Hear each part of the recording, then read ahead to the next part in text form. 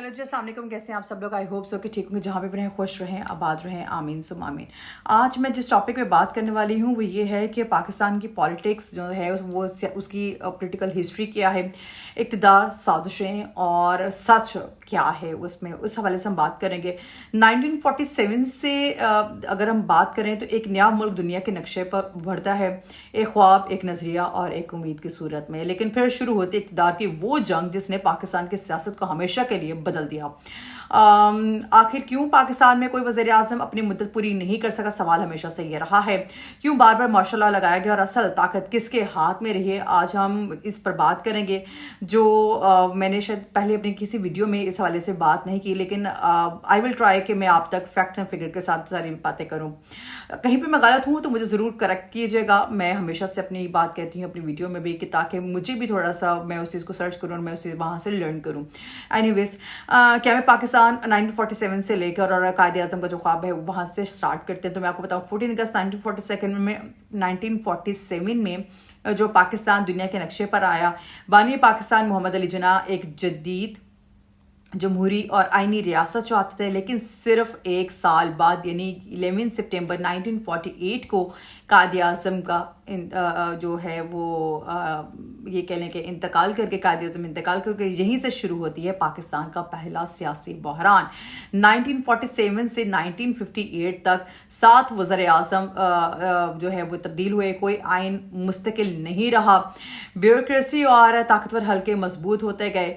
1956 में पाकिस्तान का पहला आइन बना, लेकिन सिर्फ 2 साल बाद कुछ जो से है जो वो सब कुछ बदल गया। 1958 पहला मार्शल लॉ लगाया गया जनरल अयूब खान की जानिब से। 7 अक्टूबर 1958 में अयूब खान ने मुल्क में पहला मार्शल लॉ नाफिज किया। जमहूरियत के कमज़ोर और सियासतदान को नाअहल करार दिया गया। अयूब खान के दौर में सनती तरक्की हुई, GDP ग्रोथ तकरीबन 6 से 7% रही और इस्लामाबाद जो है वो नया दारुल हुकूमत बनाया गया।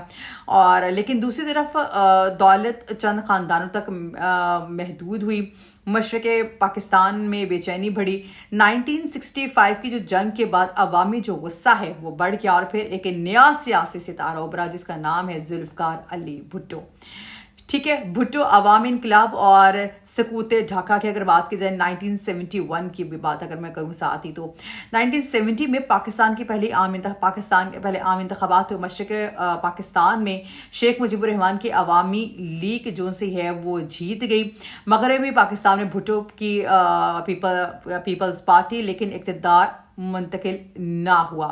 फिर आया 1971 का दौर और पाकिस्तान 2 हिस्सों में तकसीम हुआ। 90,000 पाकिस्तानी फौजी कैदी बने और बांग्लादेश वजूद में आ गया। ये पाकिस्तान की तारीख का सबसे बड़ा सियासी और अस्करी सानिहा था और है और समझा भी जाता है। भुट्टो का उरूज और जनरल ज़िया का मार्शल लॉ। 1973 में पाकिस्तान का मुकर्रना आइन बना, जो आज भी मौजूद है। भुट्टो ने अपनी एटमी प्रोग्राम शुरू किया, इस्लामी सरबराही कॉन्फ्रेंस करवाई, सनतों को नेशनलाइज किया, लेकिन 1977 के इंतखाबात पर धांधली के इल्ज़ामात भी लगाए गए।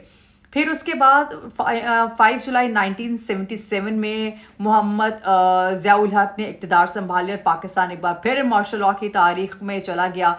ज़िया दौर में अफ़गान जहाज से लेकर अमेरिका से अरबों डॉलर की इमदाद, मदारिस और असलहा कल्चर में इजाफा हुआ और इस्लामाइजेशन वहाँ पे ज़्यादा बढ़ी। फिर 1988 में जनरल ज़िया का तैयारा हादसे में तबाह हो गया और फिर वापस आई जमहूरियत। फिर आए बेनज़ीर मुकाबला नवाज शरीफ। ठीक है, 1988 से लेके 1988 से लेके 1999 तक का जो टेन्योर रहा बेनज़ीर भुट्टो का, वहाँ पे पाकिस्तान की पहली खातून अव्वल वज़ीर आज़म, पाकिस्तान की पहली खातून वज़ीर आज़म बनी।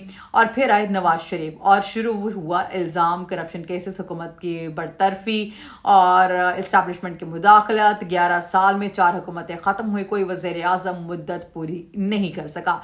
1998 में पाकिस्तान ने एटमी धमाके किए, पाकिस्तान दुनिया की 7वीं एटमी ताकत भी बन गया। फिर आते मुशर्रफ का दौर, जहां पे परवेज मुशर्रफ और दहशतगर्दी की जंग होती है। 12 अक्टूबर 1999 परवेज़ मुशर्रफ ने इक़्तिदार संभाल लिया और फिर आया 9/11। पाकिस्तान अमेरिका का इत्तहादी बना। नताइज क्या निकले कि दहशतगर्दी के जंग, खुदकुश जो से है वो हमले हुए, 80,000 से ज़्यादा जानें ज़ाहिर हुए, मईशत को अरबों के डॉलर का नुकसान हुआ। 2007 ने बेनज़ीर भुट्टो को रावलपिंडी में कत्ल कर दिया गया। मुल्क का एक बार फिर जो था वो सिनेरियो चेंज हो गया। एक दफ़ा फिर मुल्क जो है वो हिलकर रह गया। फिर आता है इमरान खान हाइब्रिड डिज़ाइन और नई सियासी जंग को लेकर हम बात करेंगे। 2018 में इमरान खान इक़्तिदार में आए, नारा लगा नया पाकिस्तान के इब्तदाई दावे जो किए गए वो करप्शन ख़त्म किया गया है, रियासत मदीना को लेकर बात की गई, मजबूत खारजा पॉलिसी को लेकर बात की गई, लेकिन महंगाई बढ़ी, डॉलर तारीखी सतह पर गया, सियासी जो कशीदगी बढ़ी और 2022 फिर आता है जहाँ पे अदम एतमाद के ज़रिए हुकूमत ख़त्म हुई। फिर एहतजाज होता है, गिरफ्तारियाँ होती है, 9 मई के वाक़यात होते हैं, शदीद सियासी तकसीम होती है और आज पाकिस्तान शायद अपनी तारीख के सबसे बड़े सियासी बहरान से गुजर रहा है। अहम हक़ाइक़ और आदाद शुमार की अगर मैं बात करूँ तो पाकिस्तान में अब तक कई बार मार्शल लॉ लग चुका है, मुतादिद वज़ीर-ए-आज़म अपनी मुद्दत पूरी नहीं कर सके गए हैं। 1973 की आइन अब भी नाफिज है। जो 24 करोड़ आबादी है वो तजावुज़ कर चुकी है। 26% से ज़्यादा नौजवान जो से है वो आबादी है। पाकिस्तान के बड़े सियासी ख़ानदान, भुट्टो ख़ानदान को लगा लें, शरीफ ख़ानदान को लगा लें और चौधरी ख़ानदान को लगा लें, ताकत के अहम मराकज़ जो हैं वो पार्लियामेंट, अदलिया, फ़ौज, ब्यूरोक्रेसी। पाकिस्तान की तारीखी सियासत और हुकूमतों की कहानी नहीं, ताकत, नज़रियात, कुर्बानी और मुसलसल जद्दोजहद की दास्तान है। सवाल ये है क्या पाकिस्तान कभी मुकम्मल सियासी इस्तेहकाम हासिल कर पाएगा या इक़्तिदार की यही जंग जो है वो जारी रहेगी? आपकी राय क्या है मुझे ज़रूर बताएगा। आई होप सो कि अगर जो से है आपको जितना भी है, जितना मैं आपको बता सकती थी उतना मैंने आपको बताया with all the facts and figures and years.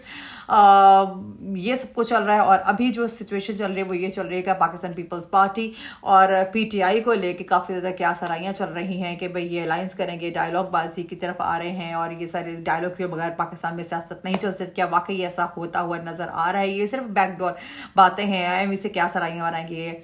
इंशाल्लाह नेक्स्ट वीडियो में जितनी भी डिटेल्स हैं उनके साथ में फिर हाजिर। टिल देन टेक केयर, अल्लाह हाफिज़।